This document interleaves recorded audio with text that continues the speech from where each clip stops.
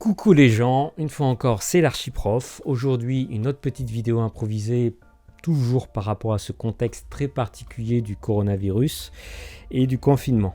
Donc j'espère que pour vous tout roule, hein. J'espère que quand même vous n'êtes pas trop angoissé, que vous ennuyez pas trop à la maison. Quoi qu'il en soit, je suis là pour essayer d'apporter dans ma modeste mesure un petit soutien et un soutien spécifique sur la question des révisions du bac de français. Alors, je sais que vous êtes tous bloqués, vous devez tous vous poser des questions, qu'en plus les serveurs de l'éducation nationale sont en train de lâcher. Je sais aussi qu'il y en a qui ont quand même des épreuves de bac blanc à distance. Paniquez pas trop, on va tâcher de faire au mieux pour que vous puissiez vous en sortir en juin, puisque le bac devrait vraisemblablement avoir lieu. Si c'est pas en juin, ça sera en juillet. Si c'est pas en juillet, ça sera peut-être en septembre. Mais quoi qu'il en soit, il va falloir en passer par là. Et aujourd'hui, on va tâcher de réfléchir comment faire au mieux pour que ça se passe bien. Oui, et puis je en profite quand même pour lancer un petit appel à la population. Voilà, en fait, moi, depuis la vidéo d'hier, qui était vraiment en réponse à un élève qui m'avait lancé une question sur Twitter, je me suis dit que ça fonctionnait bien, que c'était un bon petit média. J'ai eu des bons retours sur cette vidéo. J'étais un peu frustré parce que je la trouvais pas très bien au niveau visuel et tout, elle n'était pas très travaillée. En réalité, ça fonctionne, ça fait le taf. Donc, je me dis que c'est un bon petit format. Je me dis que ça permet de répondre à des demandes ponctuelles, donc d'être dans une forme d'actualité. En gros, ça permet de casser un petit peu l'isolement du confinement et puis le fait que vous êtes un peu lâché en solitaire dans vos études. Donc, j'aimerais bien développer ce modèle. Et du coup, je vous invite tous, vraiment tous, je lance un appel. Toute personne qui voudra me poser une question ou me solliciter pour la construction d'un plan, pour un appui pour un devoir ou pour le traitement d'un sujet, toute forme d'interrogation sur le bac, n'hésitez pas à me lâcher des questions sur Twitter, @archiprof1, ou bien même vous me lâchez des questions sur Insta, parce que j'y suis aussi, sur Snap, j'y suis aussi, et bien sûr sur YouTube. Et aujourd'hui justement, j'en profite pour répondre à une question toute simple mais essentielle de Mehdi. Mehdi qui m'a posé ça dans un commentaire YouTube de la vidéo d'hier. Il se demande comment il peut faire pour réviser le bac écrit. Ça paraît bébête, mais en fait, je me suis rendu compte sur Twitter, vous ne voyez pas trop forcément. Et c'est à vrai dire normal parce qu'en fait, c'est assez compliqué de travailler ça en solo, sachant que ce qui compte, c'est vraiment l'exercice de l'expression écrite et le traitement des sujets. C'est quelque chose qui nécessite donc toujours un dialogue avec l'enseignant qui va vous dire si vos parties sont bonnes ou si votre formulation est bonne, etc., etc. Donc, comment on fait pour réviser ça tout seul ? Déjà, la question elle se pose quand il n'y a pas le coronavirus. Alors maintenant, t'imagines comment vous êtes censé réviser le bac écrit alors qu'il n'y a personne pour relire vos copies. Il y en a certains qui ont de la chance d'avoir encore des profs qui travaillent et des serveurs qui fonctionnent, des serveurs de l'éducation nationale. Bon, c'est pas le cas de tout le monde. Donc aujourd'hui, je vais essayer de trouver des pistes, des solutions pour vous amener à bosser le bac de français, où vous verrez que tout va très bien se passer et qu'au contraire, il faut voir cette période comme une opportunité pour reprendre l'apprentissage des oraux. Ça, c'est des textes que vous avez à rabâcher, à répéter, à apprendre par cœur pour l'oral. Et ensuite, un petit programme pour préparer votre écrit. Alors, Mehdi, comment on fait pour réviser l'écrit ? Donc, moi, j'ai mon petit retour vidéo. C'est la nouvelle technologie, c'est vraiment la modernité 21e siècle. On va pas se le cacher. Et je mets la question de Mehdi. Comment réviser son écrit du bac ? Voilà, son écrit, super. Voilà, le dyslexique. Je vois pas en fait mon clavier.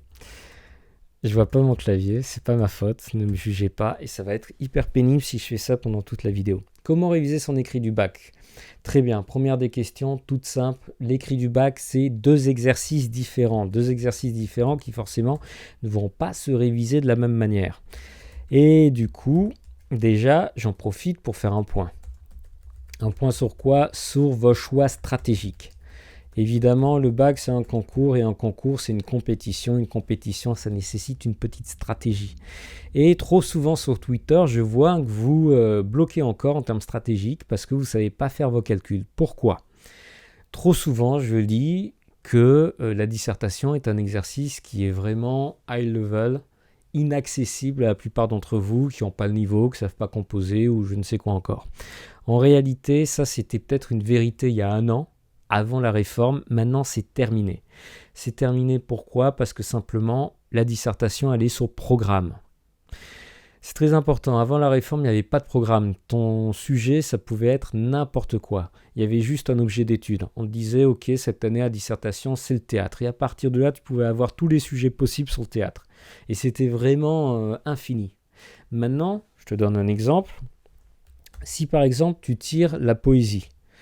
Donc, poésie, vous allez avoir 3 sujets de dissertation différents qui correspondent au programme et aux auteurs au programme. Donc Apollinaire, Baudelaire et Hugo. Je les mets en sens chronologique inverse.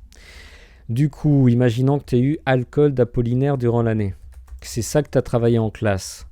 Tu vas forcément avoir traité ce thème, qui est le thème du programme, encore le thème de l'éducation nationale, à savoir modernité poétique. Tac. Modernité poétique. Ça veut dire que toutes les questions de dissertation qu'on vous posera, ces questions que vous allez devoir remanier pour en faire une problématique, ça sera toujours centré sur cette notion de modernité poétique. Et je te l'annonce, en réalité, ces notions, elles limitent extrêmement les sujets. Il n'y a pas 1000 façons d'interroger la modernité poétique dans Alcool. Il y en a vraiment, en fait, il n'y en a qu'une. J'insiste, j'insiste vraiment là-dessus. En réalité, il faut comprendre que vous avez plus ou moins un plan à apprendre et que le gros du travail de dissertation pour ce bac réformé, ça va être simplement d'adapter votre plan au sujet particulier que vous avez. Je vous donne un exemple. Donc c'est modernité poétique le thème. Imaginons que la question ça soit en quoi Apollinaire dans Alcool peut-il être considéré comme un peintre, j'ai vu ce sujet, je te jure, et un peintre extrêmement moderne. C'est pas exactement l'intitulé, mais bon, c'est l'idée. Et du coup, là, on remarque quoi ? On remarque qu'on a ma notion de base. Alors, pour l'analyse du sujet de dissertation, je te renvoie à ma petite vidéo toute simple sur la méthodologie de la dissertation. Je mettrai le lien dans la description. Mais du coup, donc, modernité poétique, la notion est là. Et à cette notion, on va rajouter une autre notion qui est la notion de peintre. Bon, ça veut dire qu'il va falloir construire un lien avec la peinture.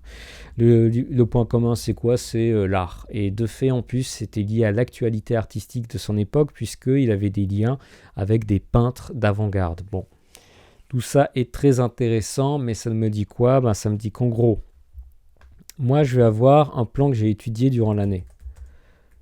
Alors, je ne vais pas rentrer dans le détail, je te donne simplement ça à titre d'exemple. Le plan type d'Apollinaire, c'est toujours le même, c'est modernité dans Alcool. En gros, des éléments qui montrent que Alcool, c'est moderne, on ne se prend pas la tête. Et ensuite, du coup, on part sur l'inverse, tradition dans Alcool. Ça, je dois faire une vidéo très prochainement sur le plan dialectique où en fait, je prends justement comme exemple cette idée. Et enfin, le grand 3 qui va être en fait, je n'ai pas le temps d'expliquer. Dès que je sors la vidéo, je te la mettrai, tu pourras comprendre exactement pourquoi. Éternité de la poésie d'Apollinaire. En gros, tu vois, tu as 2 rapports au temps inverses. La modernité tournée vers le futur, la tradition tournée vers le passé. Et l'éternité, c'est quelque chose qui est plus large, puisque justement, quand on est dans l'éternité, on est à la fois dans le passé et dans le futur, puisque l'éternité, c'est le temps tout entier. Bon. Donc, c'est ça le plan. Alors moi, j'ai mon plan, c'est ça que j'ai appris durant l'année. Et du coup, ça, il va falloir que j'arrive à le recoller, à l'adapter par rapport à ce nouveau sujet. Comment je fais pour l'adapter ? Tout simplement, je vais parler de la modernité. Donc, boum.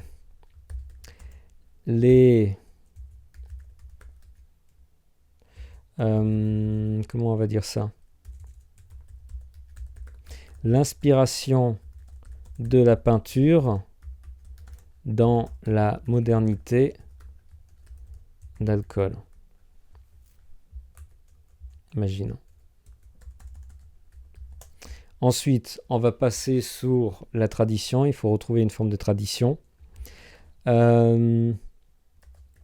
Cependant, l'enracinement dans une tradition lyrique purement littéraire.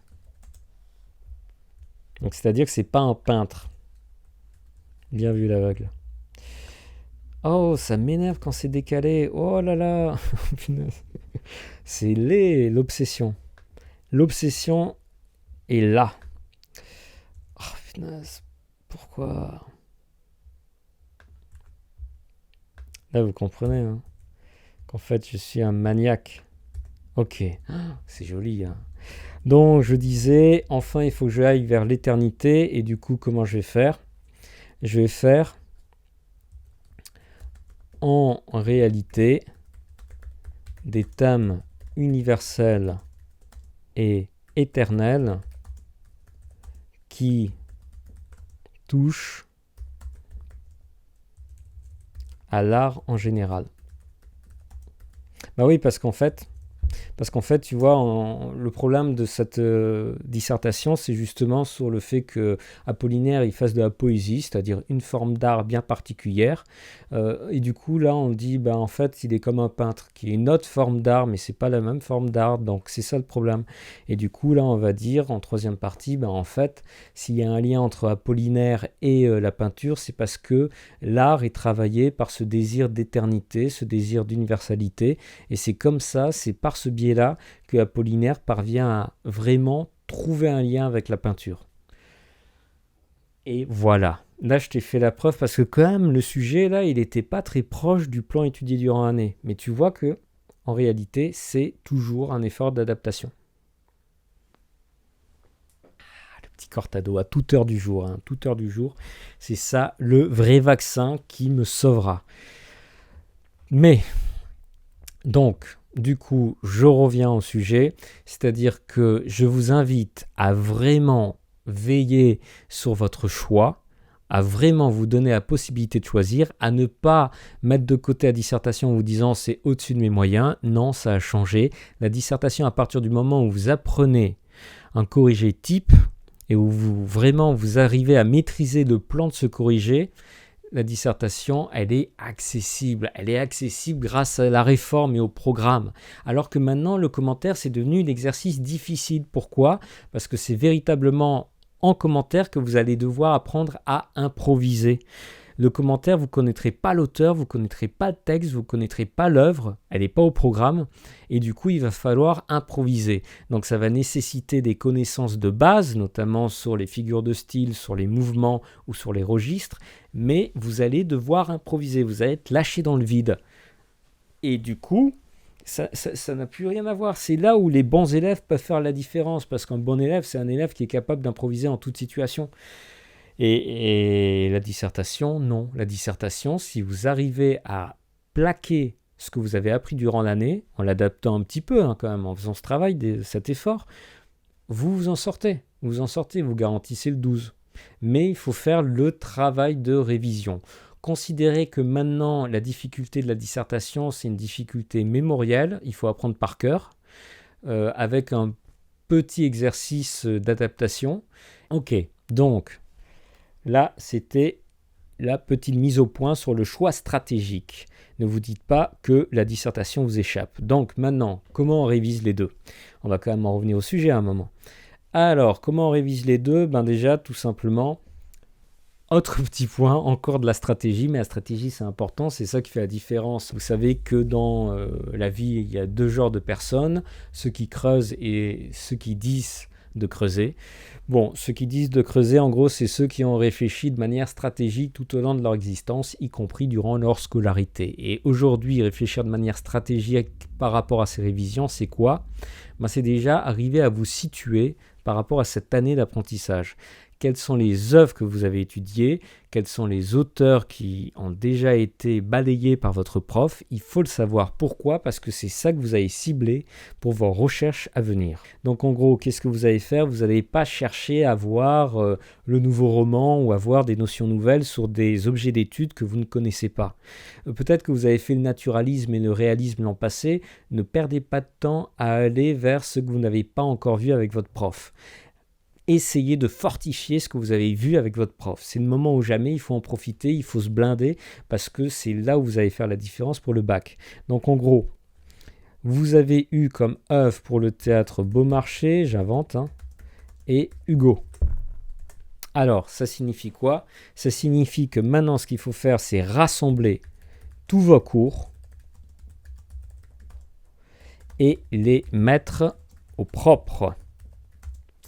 Je vous invite vraiment à ficher les cours en vérifiant que tout est bien compris. Fichez les cours en vérifiant que tout est bien compris. Auquel cas, si ce n'est pas bien compris, vous allez voir des camarades et vous cherchez à comprendre un peu mieux les notions. Ou sinon, tu poses la question à l'archiprof sur Internet. Donc, quoi qu'il en soit, ce moment où vous allez ficher, c'est aussi un moment pour vérifier que tout est clair. Et en plus, c'est un moment qui permet de travailler à mémoire.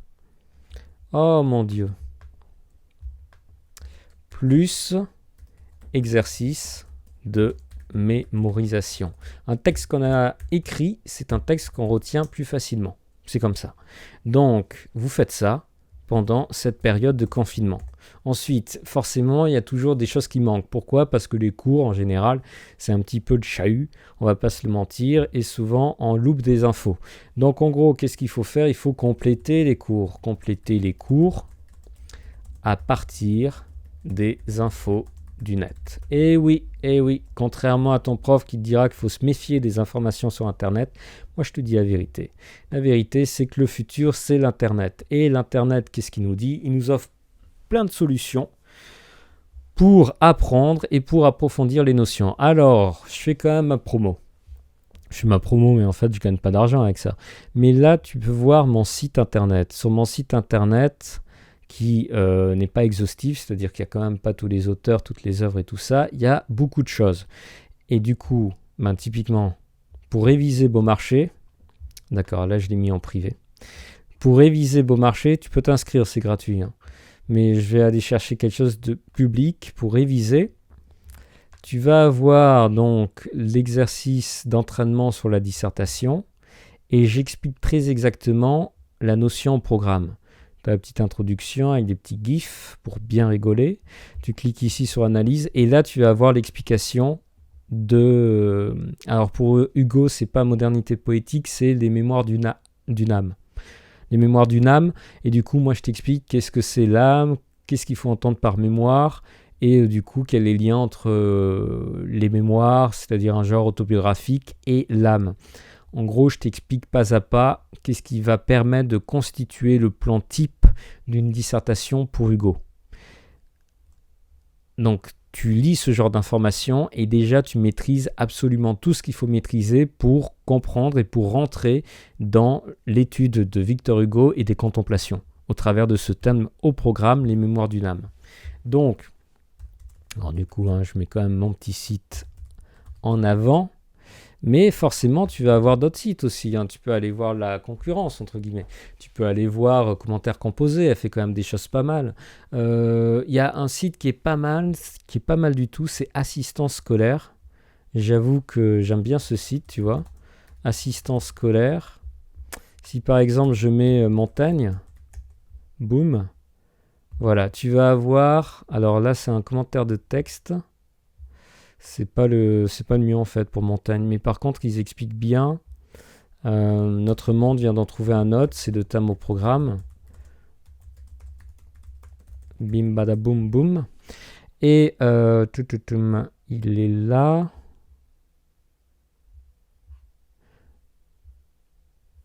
Voilà, et là en fait tu vas avoir de bonnes petites notions, de bons éléments d'explication sur le thème au programme. C'est pas mal du tout ce site, moi je le recommande plus que d'autres qui sont un petit peu tordus. Hein. Celui-là il est bien quand même, tu vois que c'est vraiment un prof qui l'a fait, il est peut-être même un peu compliqué, mais du coup si tu trouves de la complication, tu sais que tu as l'archiprof, et tu me demandes des compléments sur Twitter, je le répéterai jamais assez. Je sais me vendre, monsieur. Oh là là, mais regardez-moi les gros bugs. Bon, peu importe. Donc, je répète, tu rassembles tes cours, tu les fiches un petit peu, tu te les mets dans la tête, tu vérifies que tout est bien compris, tu vas les compléter sur Internet et déjà, tu as la matière. En gros, là, tu as de quoi faire carburer la machine à réflexion. Maintenant, la suite, ça va être quoi? La suite, c'est l'exercice. On ne peut pas louper ça. Il va falloir s'exercer puisque c'est l'expression écrite. Et c'est par l'expression écrite, en écrivant, qu'on arrive à maîtriser la dissertation. Donc en gros, il faut s'entraîner. L'entraînement à l'expression écrite, il est double. L'entraînement à l'expression écrite, c'est d'abord la construction de plans. Et par construction de plans, je t'ai dit tout à l'heure qu'il n'y en avait qu'un. En gros, j'entends le fait d'adapter ce plan général à tous les sujets particuliers, tu vois. Donc en gros, qu'est-ce qu'on fait là déjà? Par rapport à ça, on va aller chercher des sujets. Et oui. Tu vas chercher des sujets sur Internet. Ok? Donc, je te montre concrètement, je te montre de A à Z. Je suis impeccable, je fais tout le taf pour toi. Tu vas par exemple avoir montagne. Boum, montagne. Tu mets... non, tu vas mettre bac même. Montagne, bac, sujet de dissertation.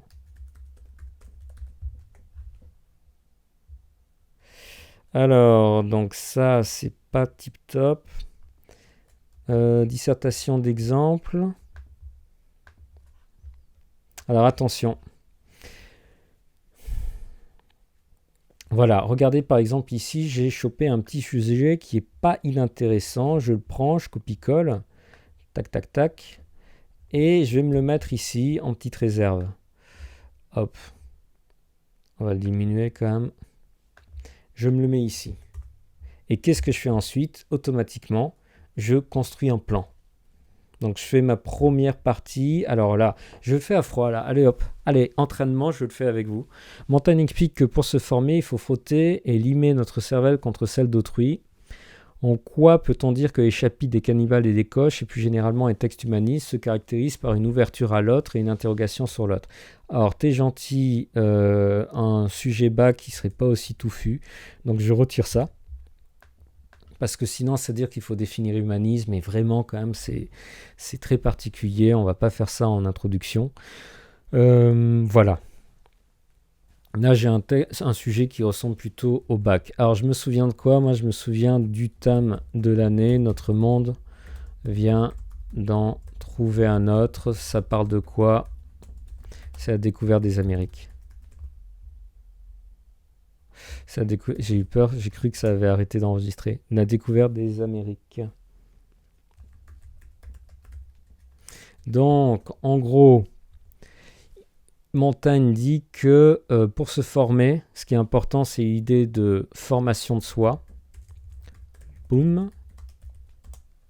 Plus l'idée de autre, l'autre. Voilà. Et donc ça, c'est mes notions. Mes notions, elles sont liées par quoi? Elles sont liées tout simplement par l'idée de rencontre. C'est-à-dire que d'un côté, il y a moi qui cherche à me former. De l'autre, il y a autrui. Autrui, c'est l'étranger, c'est l'indigène, c'est l'Indien d'Amérique, quelqu'un de tout à fait différent. Et donc, c'est cette espèce de rencontre entre les deux. Cette idée de découverte qu'on a dans le thème, hein, notre monde vient d'en trouver un autre. Cette rencontre du soi et de l'autre. Donc, c'est le lien commun.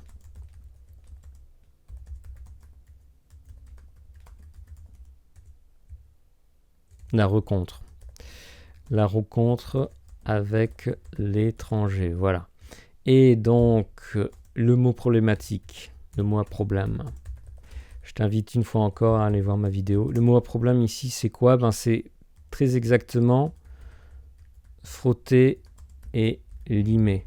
Qu'est-ce que ça signifie ça? Se frotter et limer, c'est une image, hein.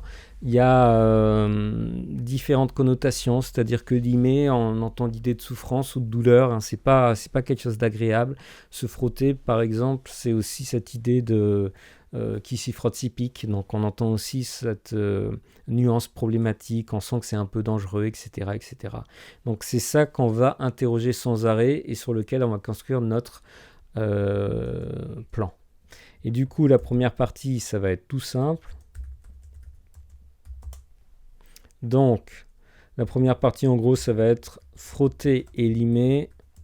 C'est égal à s'ouvrir à autrui. Découvrir l'indigène. Donc par exemple, Montaigne, il va commencer à parler de comment fonctionne la vie des cannibales, etc. Montaigne, il est plutôt cool, il aime bien aller voir des cultures nouvelles, etc. Bon, voilà. En gros, ça va être ça. Ensuite, frotter et limer, ça va être l'idée de se heurter à la difficulté de communication. C'est-à-dire qu'en fait, entretenir un rapport avec l'étranger, c'est toujours se confronter aux problèmes de traduction, aux problèmes de distance, aux problèmes qui font qu'on a du mal à réellement rencontrer cet étranger parce qu'en fait, on ne le comprend jamais tout à fait. Il est toujours distant par rapport à nous. Il reste toujours un peu étranger à nous et on ne va jamais arriver à créer un lien tout à fait solide et tout à fait certain avec lui. Peut-être qu'on se fait des idées sur lui, peut-être qu'on est en train de développer des préjugés sur lui. Et donc tu vois, cette idée qu'on n'arrive pas à vraiment le rencontrer, à vraiment pouvoir l'atteindre, le toucher, tout comprendre de sa culture, c'est notre seconde partie. En gros, c'est voué à l'échec. On veut se frotter et se limer, mais en fait, non. Non, on n'y arrivera pas. On n'y arrivera pas et en fait, qu'est-ce qu'on va faire? On va juste développer des préjugés et ça ne va pas nous former nous-mêmes. Donc ça, c'est l'échec. Alors, je précise quand même ça. Se former en s'enrichissant par notre regard sur des cultures nouvelles. Boum. Et ensuite, là, je vais mettre...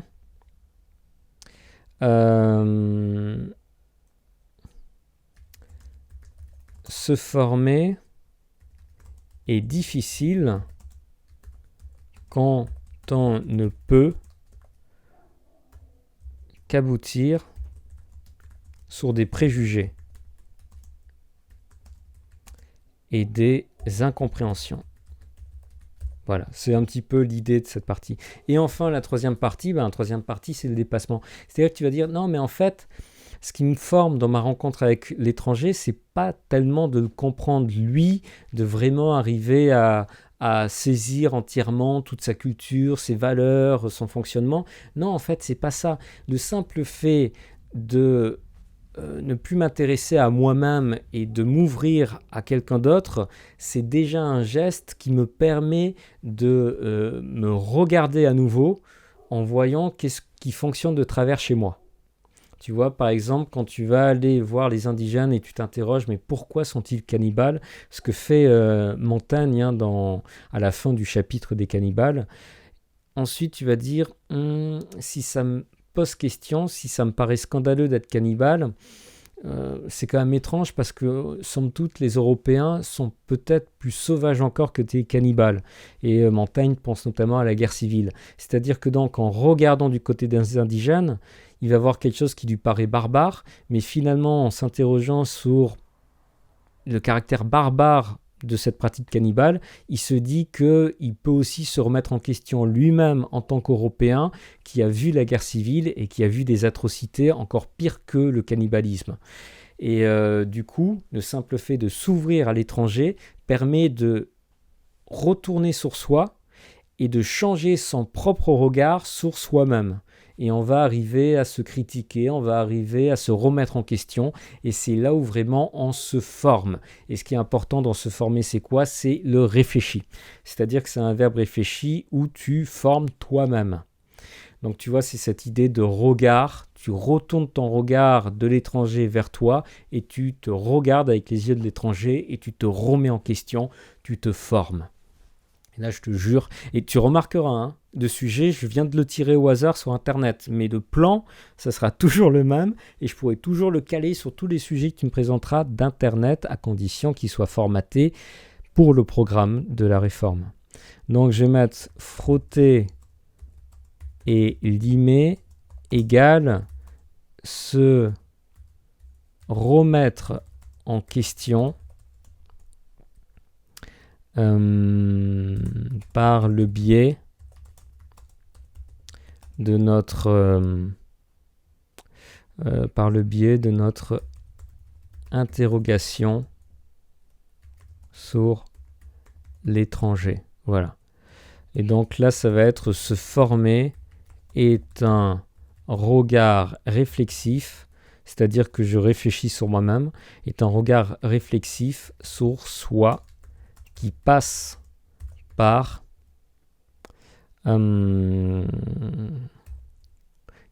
la considération des cultures étrangères. En gros, tu vois, le problème de Montaigne, hein, c'est l'énocentrisme, c'est le problème général qu'on a aussi avec les Lumières. L'énocentrisme, c'est quand on est centré sur sa propre culture, qu'on a l'impression que c'est la meilleure, la dominante, la plus valeureuse. Et du coup, qu'est-ce qu'il faut faire quand on est centré? Il faut se décentrer. Et pour se décentrer, qu'est-ce qu'on va faire? On va se tourner vers l'étranger. Et ensuite, on va se retourner vers soi, mais on aura enrichi notre regard et on sera à même de voir à quel moment on est en train de fonctionner avec des préjugés stupides parce qu'ils sont irréfléchis et du coup comment on peut faire pour s'améliorer de manière critique en se critiquant soi-même. Voilà, c'est ça l'idée. Donc ça, mon petit bonhomme, oula, ça fait vieux quand je dis mon petit bonhomme, il faut que j'arrête de faire ça. Ça, c'est l'adaptation. Et ce que je viens de faire, j'ai pris un sujet au hasard, tu vois. Ce que je viens de faire, tu le fais tout seul, comme un grand. Tu fais des petits plans comme ça, tu adaptes, et ensuite, à la limite, tu me les envoies sur Twitter, moi je te les corrige direct. Ça nécessite pas beaucoup de temps. Ensuite, boum, je prends un autre. C'est le même. Super. Je prends un autre. Ça, tu vois, c'est le même principe. Simplement, il va falloir plus se centrer sur la définition du mouvement humaniste. Mais sinon, c'est exactement le même principe. Ça sera le même plan. En gros, voilà ce que tu dois faire. Tu dois aller piocher des sujets et tu les confrontes à ton plan. Tu les adaptes à ton plan. C'est ça que tu fais dans un premier temps pour cet aspect-là de l'entraînement à la dissertation, la construction de plans. Donc ensuite, tu formules des plans. Voilà, c'est la première méthode d'apprentissage de l'expression écrite. La deuxième méthode, c'est quoi? C'est rédiger. Donc c'est la rédaction d'arguments. Tu vois, en gros, là, on a fait quelque chose qui était général. On faisait le plan complet de la dissertation. Maintenant, l'autre aspect, c'est savoir remplir les cases. On a créé une structure dans laquelle il y a différents arguments qui s'enchaînent de manière logique. Maintenant, il va falloir formuler ces arguments. Et la formulation d'arguments, c'est un métier à part entière. Donc, par exemple, on va avoir une sous-partie ici qui va être... Boum, je vais mettre... un regard sur l'étranger. Montaigne entend décrire les mœurs et les cultures étrangères. Voilà. Bon, donc ça, c'est ma sous-partie. Je ne vais pas la mettre en gras, voilà. Et donc, en gros, là, tu sais l'intitulé de ta sous-partie. Tu vas construire cet argument. Tu vas le rédiger. Donc, tu fais une première phrase, boum, qui résume l'idée. Bon, la première phrase qui résume l'idée, en gros, c'est celle-là. Hein. Donc ça, je ne vais pas me prendre la tête. Je vais le mettre ici. Tac, tac. Voilà. Ensuite, tu me fais un exemple. Ainsi, dans son chapitre des essais, le chapitre qui s'appelle Des cannibales, Montaigne décrit minutieusement comment les cannibales, comment les tribus indigènes de la côte brésilienne, comment je sais que c'est la côte brésilienne, je l'ai appris en cours. Si tu n'as pas appris en cours, c'est que ton cours n'est pas complet. Du coup, il va falloir aller fouiller un petit peu sur Internet ou demander à l'archiprof. Comment les tribus de la côte brésilienne mettent à mort leurs prisonniers avec un S, ils sont plusieurs s'il vous plaît, prisonniers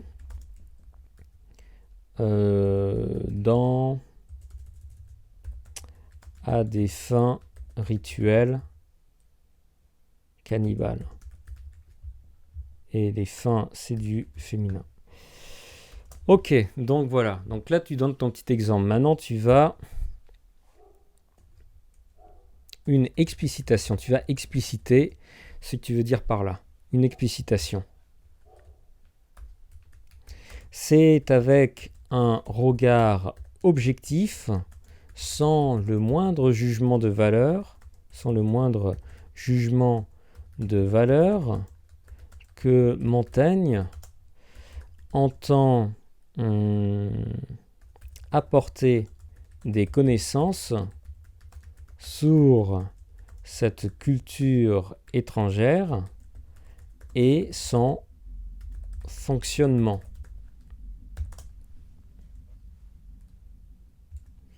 Donc c'est l'explicitation. Et maintenant tu vas faire donc une dernière partie où tu dis, donc, lisant une conclusion de l'argument. Ainsi, au lieu de crier à la barbarie,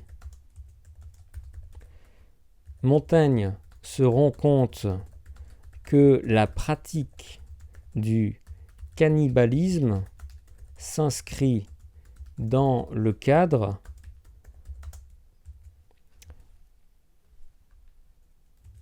de l'unité de la communauté et constitue un rituel social plein de sens pour les tribus indigènes. Voilà. Voilà la méthode. La phrase qui résume l'idée pour amorcer. On va directement chercher l'exemple. On explique bien qu'est-ce qu'on trouve intéressant dans cet exemple et on fait la petite phrase de conclusion. En gros, on précise. N'hésitez pas à reformuler plusieurs fois pour être bien sûr que votre examinateur lecteur comprenne bien qu'est-ce que vous voulez dire. Il est donc dénué de toute forme de préjugés et ne s'intéresse et s'efforce de connaître notre. Pas meilleure des formulations, mais je fais ça pour l'exemple. Donc voilà, ça, ce travail-là, ce que je viens de faire, tu le fais de ton côté. Tu le fais de ton côté. Donc tu complètes les plans en rédigeant au brouillon des sous-parties. Et voilà. Et tu me les donnes à lire. Ou bien tu pries Dieu pour que ça soit bon. Mais je te conseille de me les donner à lire. Vu que ton prof peut plus les vérifier, c'est comme ça qu'il faut travailler. Mais quoi qu'il en soit, tu vois, pour les révisions de la dissertation, donc il y a deux aspects. Rassembler ses cours, vérifier que tout est bon. Pourquoi ? Parce que la dissertation est une épreuve sur programme, donc il faut avoir des cours. C'est nécessaire, vous ne pouvez pas faire cet exercice sans cours, mais inversement, c'est très facile à faire à partir du moment où vous avez les cours. Donc vous rassemblez les cours, vous les complétez, vous rajoutez des infos trouvées sur Internet, vous me demandez si vous ne trouvez pas, et pour le reste, on s'entraîne sur le papier, on s'entraîne pour de vrai. Ça ne sert à rien de réviser des raisonnements tout faits, sauf le plan général, mais il faut s'exercer. C'est comme ça qu'on progresse pour la dissertation. Donc ça, c'était la dissertation. Ciao, bye bye, la disserte. Comment on fait pour s'entraîner aux commentaires maintenant ? Et le commentaire, point d'interrogation. Touc. Comment on fait pour s'entraîner au commentaire? Ça va être à peu près le même principe. Le commentaire, donc je l'ai dit tout à l'heure, il n'y a pas de programme, ça sera une œuvre que vous ne connaissez pas, il faudra un peu improviser, mais ça va être tout simple là encore. Vous devez avoir des connaissances de base, et ces connaissances de base, disons, il y a 3 degrés. Le premier degré, aïe aïe aïe, vous avez rien vu, hein. Premier degré des connaissances de base. Ce sont les figures de style. Il faut connaître ces figures de style. Il y en a une dizaine à peu près, la métaphore, la métonymie, la paronomase qui ressort souvent, la syndète, polysyndète. Bon, il y en a à peu près une grosse dizaine. Moi, je vous invite à aller voir sur des sites internet parce que c'est listé, c'est tout simple, c'est par ordre alphabétique et c'est tout. C'est vraiment le premier degré. Quand vous avez de quoi cibler, nommer des figures de style dans le texte, vous avez une petite matière qui vous permet de survivre, qui vous permet de lâcher du lest si l'examinateur vous poursuit comme un fauve enragé. Donc en gros, vous lâcherez des figures de style. Maintenant, le second degré, vous montez en level. Le second degré des connaissances, c'est quoi? Sont les registres et genres. C'est-à-dire, c'est des choses en fait qui permettent de cadrer votre problématique. Imaginons vous avez un texte et c'est la fin de la pièce de Racine. Je dis ça parce que justement l'élève d'hier qui m'avait demandé une petite info sur le commentaire, il est tombé sur Racine, la fin de Phèdre. Scène acte 5, scène 7. Et du coup, qu'est-ce qu'on sait? On sait que c'est la fin. Donc la problématique, on va mettre en quoi ce dénouement de la pièce est-il? Et là, si vous avez le registre, vous pouvez construire une problématique et un plan. En quoi le dénouement de la pièce est-il tragique? Il faut connaître la définition de tragique. Tragique, peut-être qu'on t'a dit que c'était des émotions tristes. Non, c'est pas du tout le cas. Les émotions tristes, tu les retrouves dans le drame. Le tragique, ce qui caractérise, c'est l'idée de fatalité, c'est-à-dire que les personnages ils sont dépassés par la situation. Il y a des dieux qui leur en veulent ou ils ont des problèmes au niveau de l'histoire, de l'emportement de l'histoire, ils sont écrasés par le destin. Ça les dépasse et ça les mène à une fin malheureuse. Donc on retrouve bien l'idée de malheur, mais l'idée de malheur, elle se rattache à l'idée de fatalité. Et ça, c'est le deuxième degré de connaissance. Les figures de style, ça permet d'avoir de la matière. Les registres et genres, ça permet d'organiser un petit peu cette matière pour en faire un plan. Donc c'est déjà des choses très utiles. Et le troisième degré, qui est franchement pas essentiel ou nécessaire, c'est les mouvements. Les mouvements et l'histoire littéraire en général. C'est-à-dire qu'il faut être capable de positionner vos auteurs dans l'histoire. Mais c'est franchement pas l'essentiel. En gros, n'allez pas directement sur les mouvements. J'ai vu sur Twitter des gens qui se conseillaient les uns aux autres de réviser les figures de style et les mouvements. Non. Les mouvements, c'est en troisième position. Révisez d'abord les registres et des genres. Révisez ce qui est le tragique, ce qui est un drame romantique éventuellement, pas nécessaire. Révisez ce qui est la tragédie, la comédie, révisez ce qu'est un sonnet, etc. Révisez ça, ensuite vous allez mettre en perspective historique avec les mouvements, c'est tout. Mais du coup, je le mets quand même, je le mets ici. Alors ça je vais le mettre de quelle couleur? Allez, bim, je vais le mettre en vert.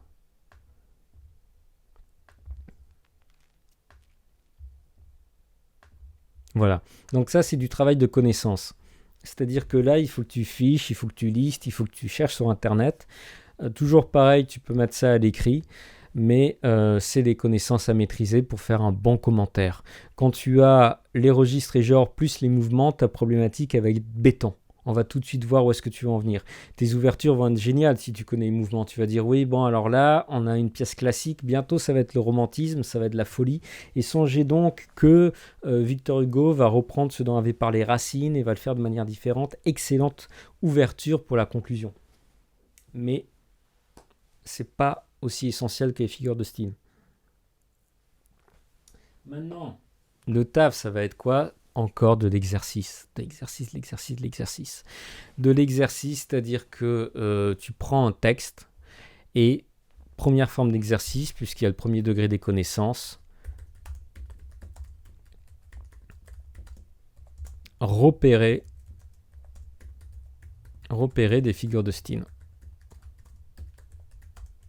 Voilà, c'est la première forme d'exercice, on ne se prend pas la tête. Donc tu cherches à voir, tu montes ton degré. D'abord tu repères des métaphores, les comparaisons. Ensuite tu vas repérer peut-être les anaphores, les répétitions. Puis dans un troisième temps, tu repères des métonymies.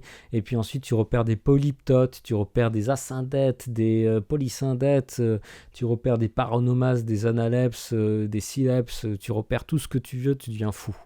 Mais tu fais cet exercice, là encore, n'hésite pas, si par exemple tu veux t'entraîner, tu me notes un vers de texte, tu me dis la figure de style identifiée, tu me lances ça dans DM sur Twitter, moi je te dis oui ou non, et je t'explique. Mais il faut faire l'exercice, et c'est vraiment l'exercice fondamental, repérer des figures de style. Ensuite, c'est simplement les repérer. Ensuite, tu vas avoir le deuxième forme d'exercice.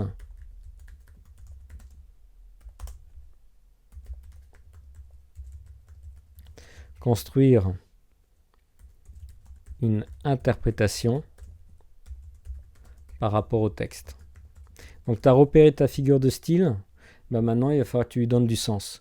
Imaginons tu vas avoir une anaphore avec monstre, virgule, et puis c'est répété comme ça dans la suite du texte. Tu dois construire un lien avec l'ensemble du texte, donc tu vas dire c'est du théâtre tragique. On le voit notamment au fait qu'il y a une réelle violence dramatique avec cette anaphore de monstre qui débute à chaque vers et qui permet de montrer la confrontation et l'horreur éprouvée par le personnage principal. J'imagine. Mais c'est ça la deuxième forme d'exercice. Repérer les figures de style, savoir les interpréter, et forcément la troisième forme d'exercice, c'est construire des plans. Mais tu vois, direct, je te le dis, je l'ai dit tout à l'heure, le commentaire, c'est un exercice qui va devoir être improvisé. Du coup, le commentaire, en fait, il n'y a pas des masses de choses à réviser.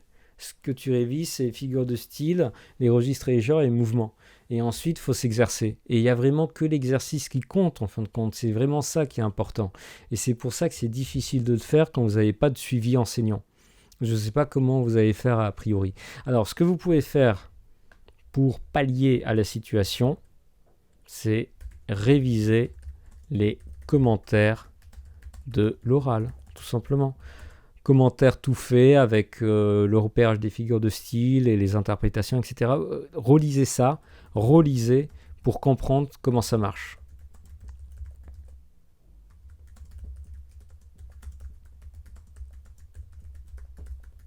Voilà. Mais direct ensuite, il faut forcément s'exercer. Et c'est pour ça maintenant que j'en profite encore une fois pour bien faire comprendre cette idée. Je suis disponible, je suis prêt en fait. J'ai bien envie de tenter parce que je trouve ça marrant. J'ai bien envie d'essayer de lancer des lives où justement on se donne un texte. Donc imaginons, on a une dizaine d'abonnés, on se donne un texte et on se lance sur des repérages de figures de style, des interprétations et constructions de plans. En gros, on fait de l'exercice de commentaires, classe à commentaires, mais dans un live YouTube. Ça, si ça t'intéresse, il faut immédiatement me le dire. Dans tous les cas, si tu as envie de t'entraîner et que par exemple tu as un monologue de Figaro dans le mariage, tu me le dis sur Twitter et ensuite, moi je te fais le corriger. Je te fais le corriger soit en vidéo comme ça, en mode improvisé, soit carrément on y va, on fait le live et du coup on communique en direct. Ça sera toujours mieux, la communication directe. Mais voilà tout ce que je voulais dire aujourd'hui. Je refais le point. Alors je pense ce document-là, je vais le mettre en forme et puis je vais le mettre dans la description. Ou peut-être je vais le mettre même sur ma plateforme, je mettrai le lien dans la description. Mais du coup, pour faire simple, la dissertation, comment tu la révises ? Tu reprends tes cours de l'année et tu vois comment ton prof a traité les thèmes au programme. Et c'est vraiment ça que tu dois apprendre et tu l'apprends par cœur parce que la dissertation, c'est un plan et pas deux. C'est un plan que tu vas répéter et réadapter à chaque fois. Pour le commentaire, tu prends les connaissances de base, les figures de style, les registres et mouvements, les registres et genres et les mouvements. Et ensuite, en définitive, qu'est-ce qu'il faut faire ? Il faut y aller. Il faut construire des plans, il faut regarder des textes, il faut apprendre à repérer les figures de style, mais il faut se confronter à une matière que tu ne maîtrises pas, une matière que tu n'as pas étudiée. Il faut s'exercer, il faut se former sur le tas. Et c'est comme ça que tu réussiras, parce que si tu sais improviser sur un texte, tu sauras improviser le jour du bac. Il n'y a pas de souci. Donc voilà mon conseil, Mehdi. Je pense que là, je t'ai à peu près tout dit. Ton programme, ça va être ça. Tu peux démarrer sur les figures de style. Tu peux me lister les œuvres que tu as eues au cours de l'année. Moi, je te dirai très précisément quelles sont les sources, quels sont les documents, quelles sont les fiches que tu peux aller consulter pour apprendre et pour compléter ta connaissance. Voilà. Et ensuite, pour les exercices, toujours dispo. Mais là, tu me le diras en DM sur Twitter, en communication Twitter ou en commentaire sur YouTube. Voilà. En attendant, je vous souhaite encore bon courage. Vous voyez que le printemps est en train de sortir le bout de son nez.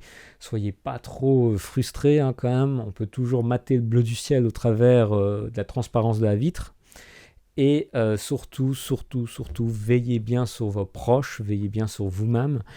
Pensez à avoir une conduite responsable. Plus on sera tous impliqués par ce confinement et des mesures d'hygiène, et plus vite on sortira pour profiter du printemps, des terrasses, des sorties au parc, etc. etc. Je regarde par la fenêtre, j'en peux plus d'être enfermé, je suis comme vous. En attendant, courage à vous, l'archiprof reste avec vous.